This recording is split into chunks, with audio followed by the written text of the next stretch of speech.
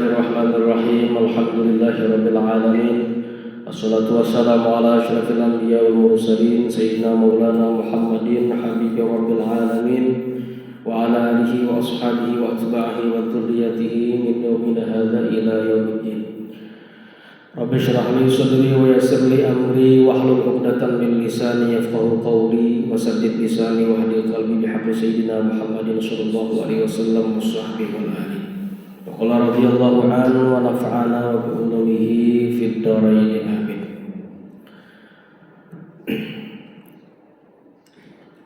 Alhamdulillah, bersyukur kita kepada Allah Subhanahu wa taala di kesempatan pagi yang penuh dengan kebaikan dan keberkahan ini. Allah Subhanahu wa taala memberikan kita kesempatan dan Allah anugerahkan lagi kesehatan kepada kita. Lalu kita gunakan untuk ketaatan kepada Allah Subhanahu wa taala. Mudah-mudahan apa yang kita lakukan menjadi sebuah amal simpanan berharga untuk mendapatkan rahmat dan ampunan dari Allah Subhanahu wa taala. Amin. Allahumma amin. Salawat dan salam tak lupa pula kita alamatkan dan selalu kita sanjungkan kepada junjungan kita Nabi besar Muhammad sallallahu alaihi wasallam. Mudah-mudahan dengan berkat salawat dan salam yang terus kita baca semakin menambah dan menumbuhkan mahabbah kecintaan kita kepada Nabi Muhammad SAW. Amin. Allahumma amin. Menyambung kajian kita hadis baginda Rasul Sallallahu Alaihi Wasallam yang disusun oleh Al Imam Yahya bin Sharaf An-Nawawi atau yang bisa kita kenal dengan sebutan Imam Nawawi. Sampailah pada penjelasan yang menyambung tentang iman, Islam dan ihsan. Islam, iman dan ihsan. Dan sampai pada sambungan hadis yang terakhir.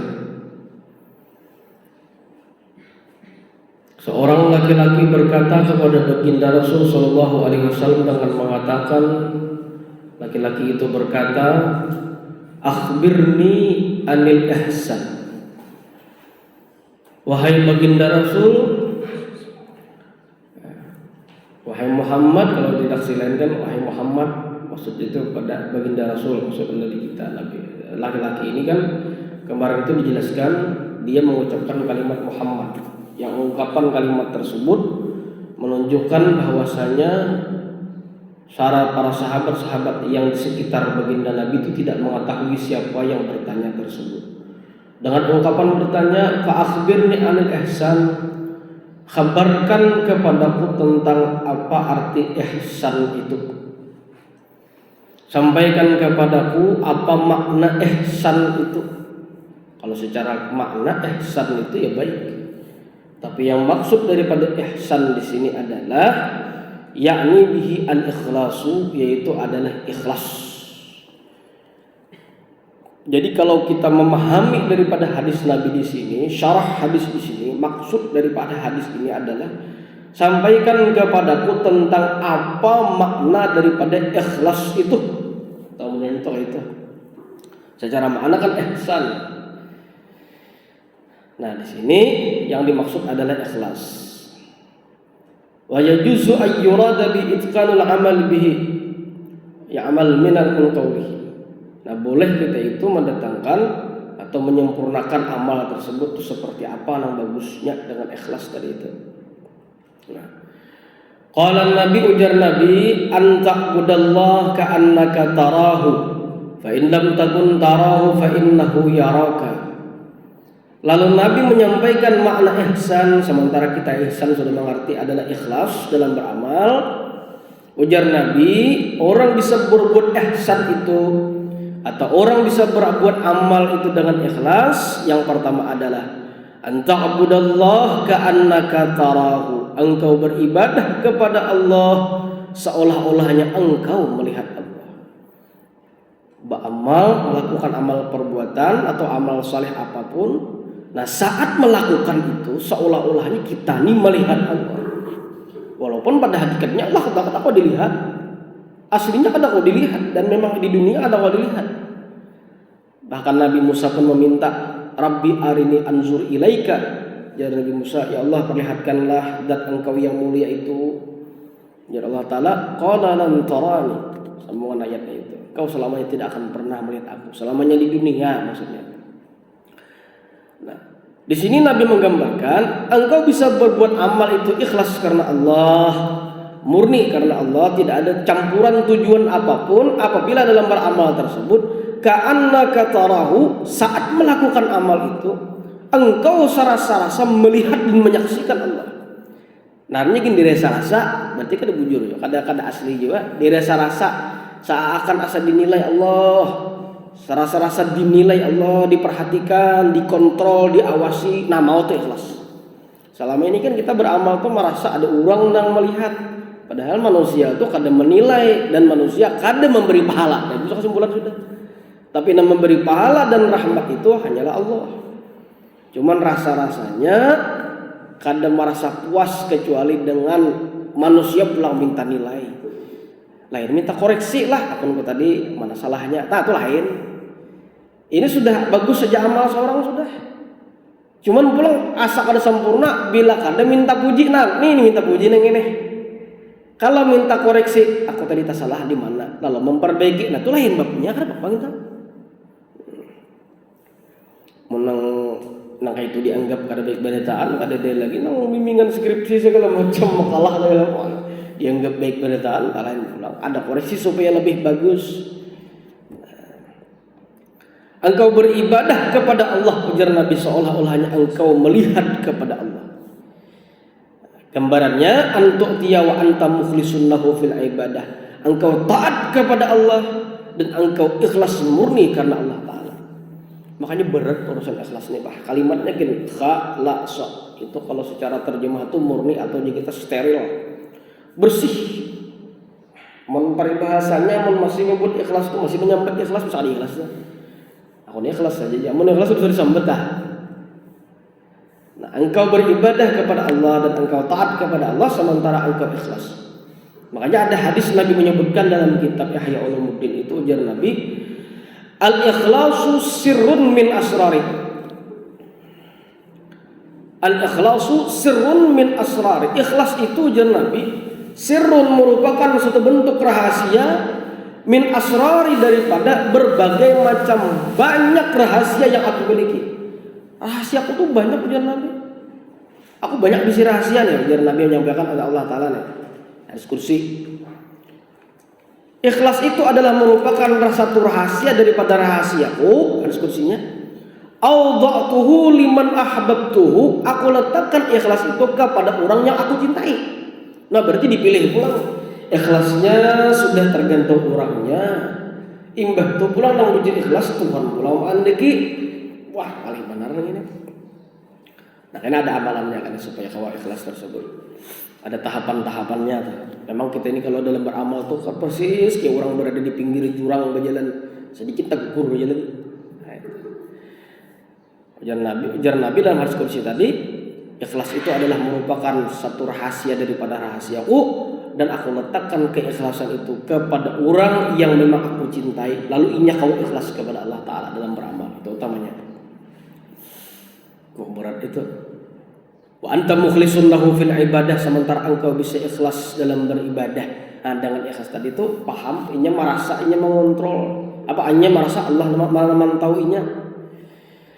Khadi'un dzalilun khashi'un. Khadi'un tunduk. Lain awaknya bertunduk, lain hatinya kena merasa.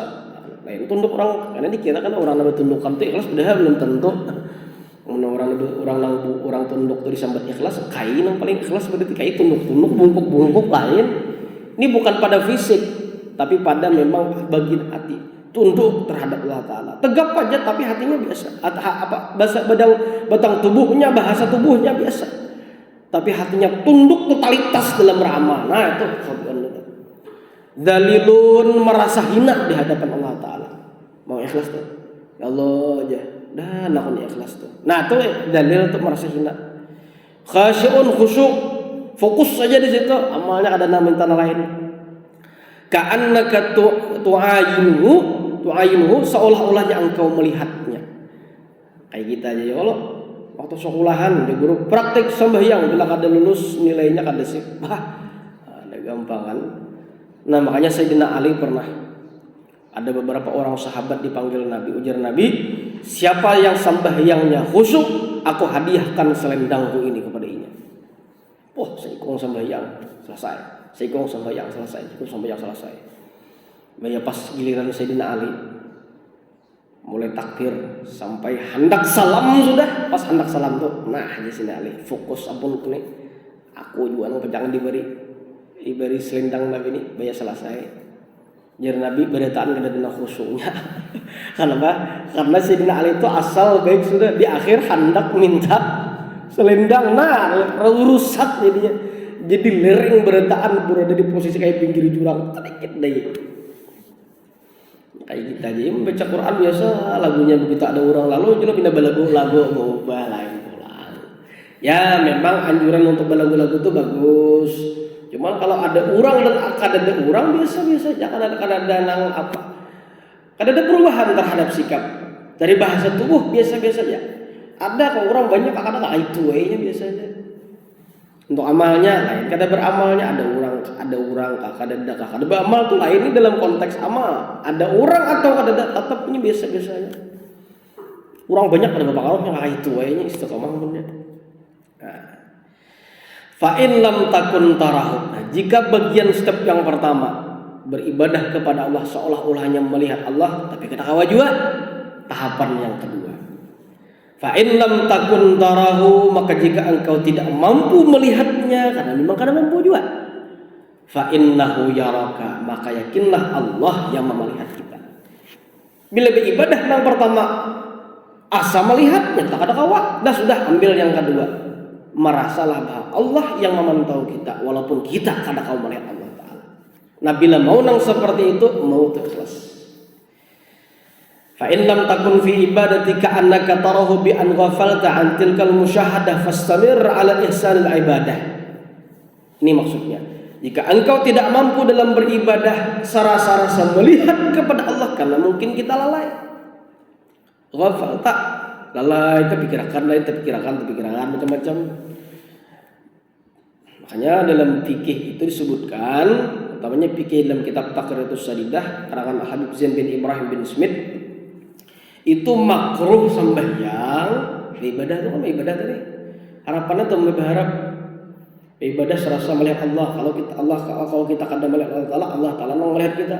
Nah makruh hukumnya dalam ibadah nang fokus hendak meyakinkan hati supaya fokus ini lalu bercampur parut lapar sementara makanan sudah di hadapan. Indah huduri ta'am. Kalau puasa lain lah, puasa memang harus lapar, tengah hari aja lapar kada khusuk. Nah itu lain konteksnya. Itu bukan kewajiban puasa, kewajiban sembahyangnya lain pulang. Ini pas kada puasa nah kayak ini. Zuhur jam makan, somaknya istirahat salat makan. Nah bagus tuh maksiat ya kalau makan istirahat salat. Maksiat boleh aja makan istirahat salat aja begitu singkatannya. Somak istirahat salat makan lah. Nah bagus tuh maksiat apa? Maksiat makan istirahat salat. Nah begitu jadi supaya sembahyang kada terganggu makan berdahulu. Kebalikannya. Nah jadi di situ lalu makanan hadir sudah sementara waktu ada. Oh kita Allah Ta'ala dulu kena aja makan mbah. Lalu pindah kada khusyuk. Begitu pas takbir Allahu Akbar. Nah, maghrib ke isya atau subuh kah? Maghrib panggil isya lapar sudah kucing kena lapar juga, nusi kena lapar. Memburu kucing kena kawal lagi sudah. Orangnya sembahyang. Karena memburu ini sebenarnya kena kawan agor paksa belum memburu sambil gitu paksa sudah kayak itu lagi dengan awal lagi pesan.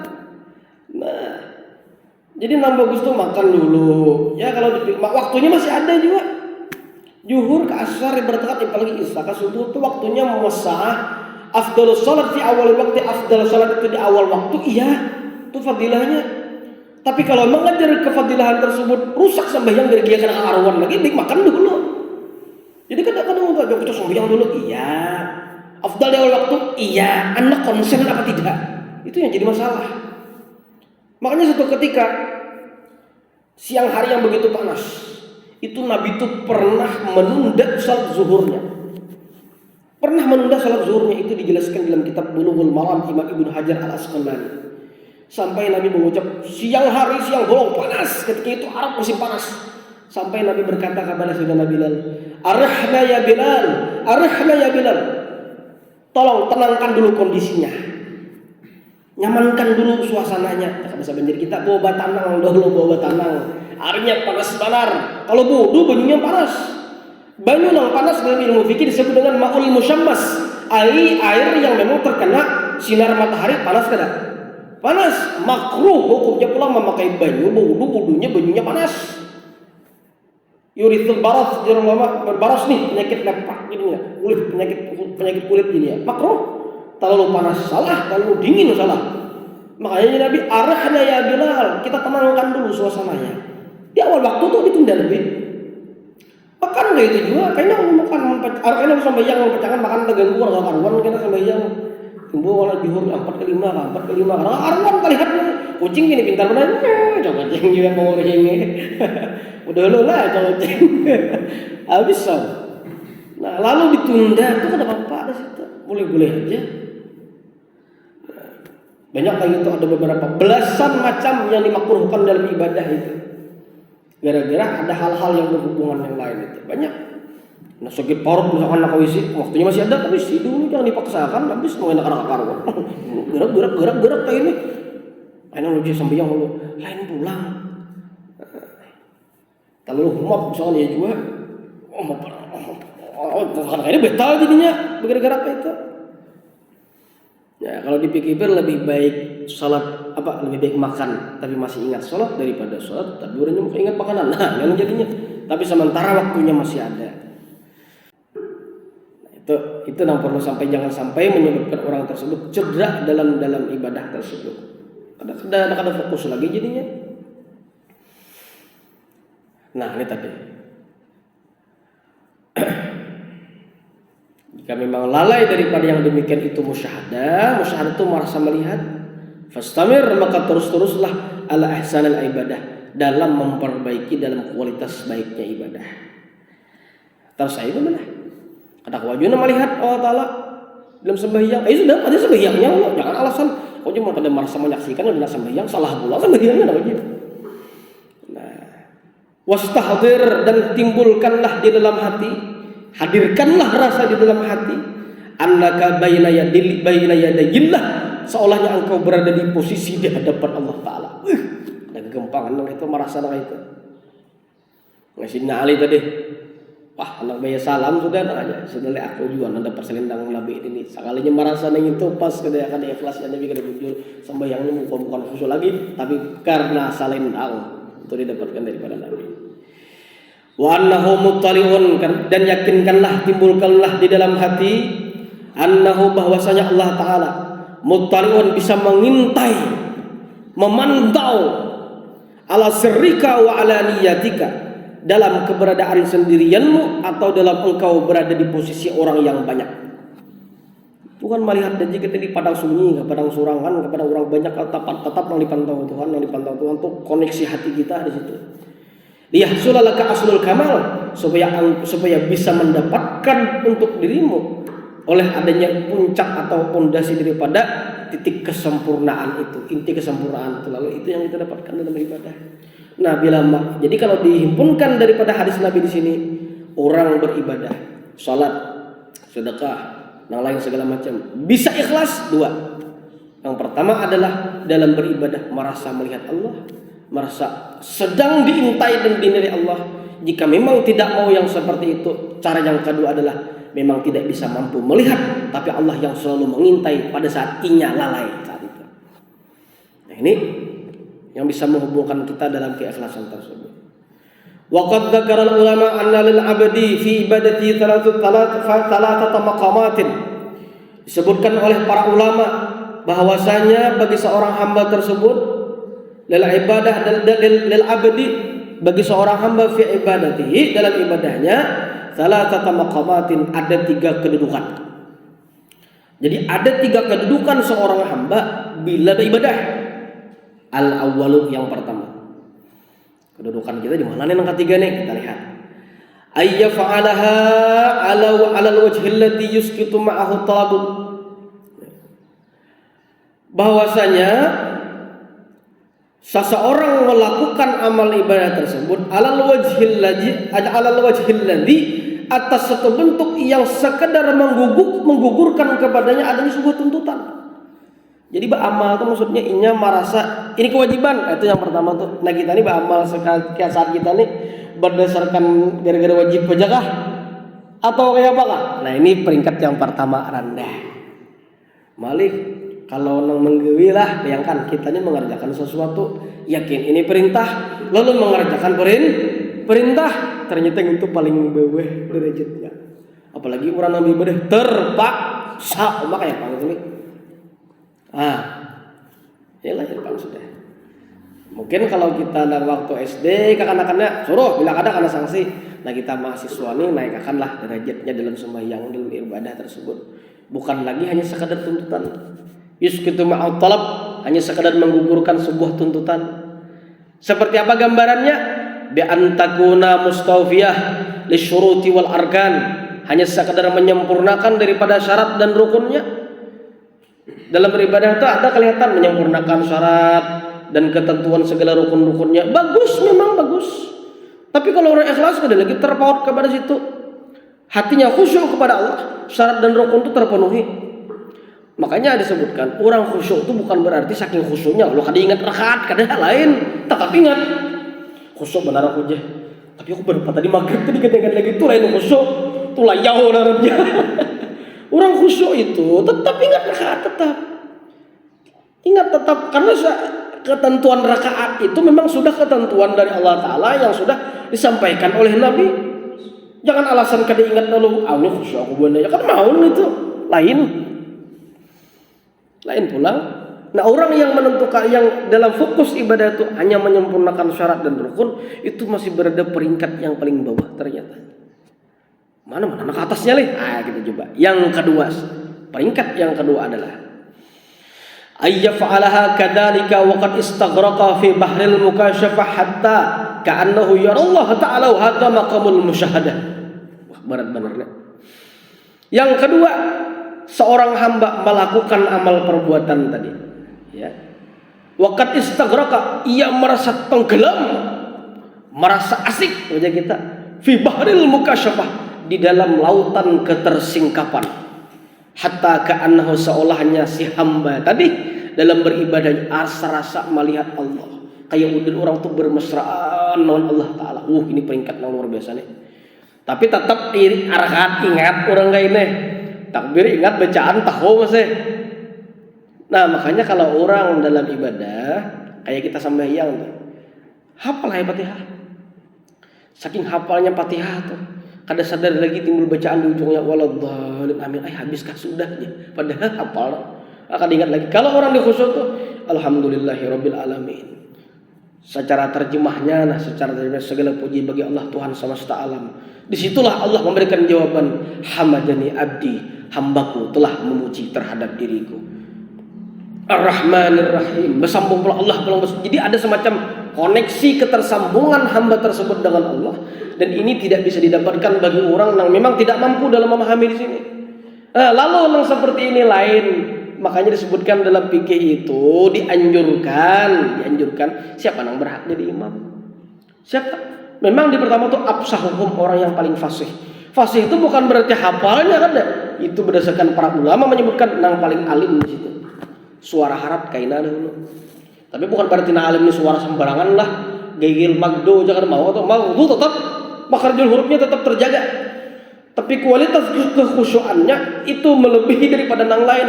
Yang suara harap meskipun kaina dulu. Tuh ada banyak syaratnya tuh yang berhak jadi imam. Pada sembarangan jadi imam lah. Ada asal tunjul kalau imamnya langsung meluncat kaina dulu. Jangan pian aja. Makanya itu. Karena hanya yang paling siapa yang paling tua, siapa yang paling lama berdomisili di tempat itu sampai gitu syaratnya. Dan paling terakhir lebih daripada 10 syarat itu siapa yang paling berwajah genteng di antara lain. Jadi kepuasan itu paling terakhir. Aku jadi imam ya aku tak puas pada yang lain karena kawan tuh kada jadi syarat kaina siapa yang paling alim di situ. Nah itu pada sembarangan.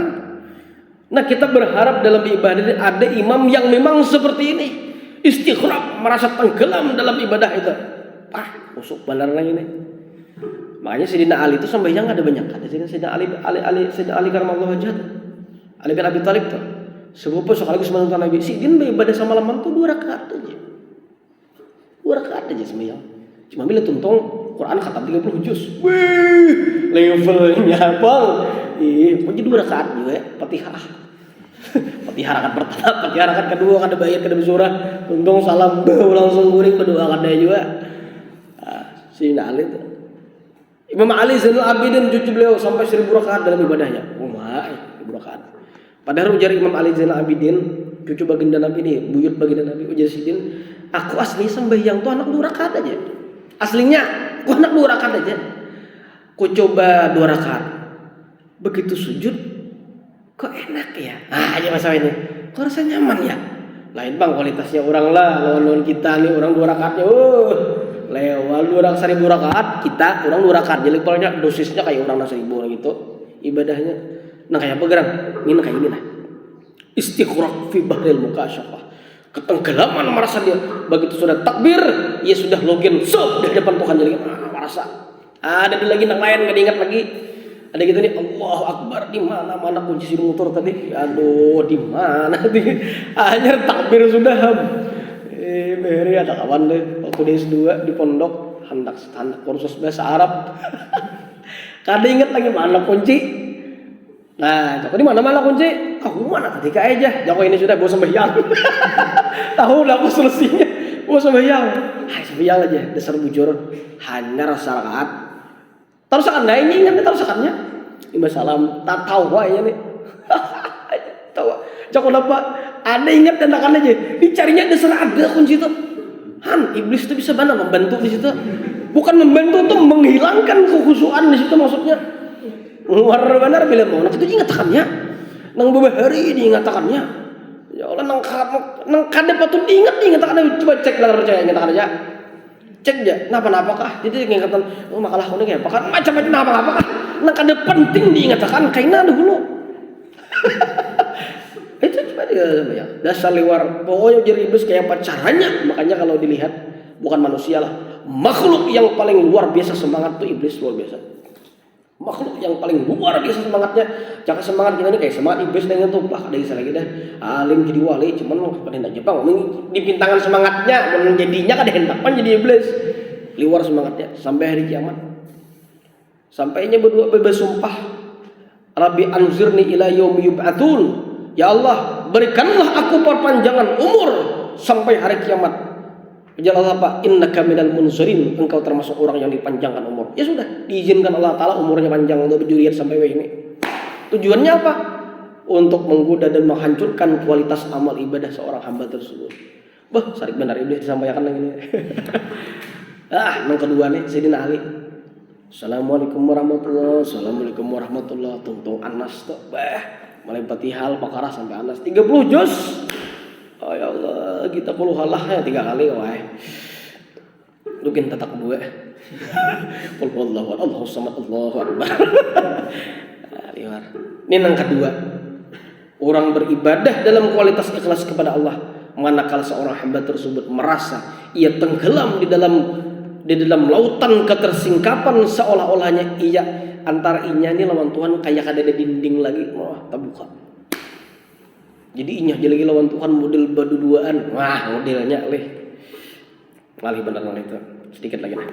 Terakhir yang ketiga adalah ayyaf'alaha kadzalika wa qad ghalaba alaihi anna Allah taala yushahiduhu wa hadza maqamul muraqabah. Yang ketiga adalah manakala seorang hamba dalam beribadahnya ghalaba alaihi, ia sudah merasa dikalahkan, dikuasai sudah saat itu. Dalam dikuasai apa? Yushahiduhu, Allah Ta'ala seolahnya memandang kepada hamba tersebut. Hadza maqamul muraqabah. Inilah makam disebut makam muraqabah. Bila merasa melihat, narnya makam musyahadah. Tapi bila kada melihat juga, tapi Allah melihat inya yakin terus dalam ibadah. Ini namanya makam muraqabah, asa parah lawan Tuhan. Nah dalam ibadah yang seperti ini, kalau sudah kualitas hamba kita dalam beribadah, maka insya Allah orang tersebut akan ikhlas dalam beramal.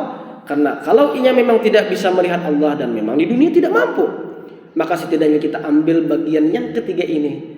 Beramallah seolahnya Allah yang terus memantau kepada hamba tersebut, maka kualitas hamba pasti berbeda dengan hamba yang lainnya. Wallahu a'lam bishawab. Al-Fatihah. Iya kan. ghairil maghdubi 'alaihim waladdallin. Bismillahirrahmanirrahim. Alhamdulillahirabbil alamin. Wassalatu wassalamu ala asyrofil anbiya'i wal mursalin. Sayyidina Maulana Muhammadin wa ala alihi wa sahbihi ajma'in. Allahumma anfa'na bima 'allamtana wa 'allimna alladhi yanfa'una rabbana faqina wa faqih ahlana. Allahumma astur 'uyubana wa 'uyuba mu'allimina anna wa la tudhi barakatu ulumihim min sallallahu alaihi Muhammad wa ala alihi wa sahbihi wasallam. Alhamdulillahirabbil alamin. Masyaallah.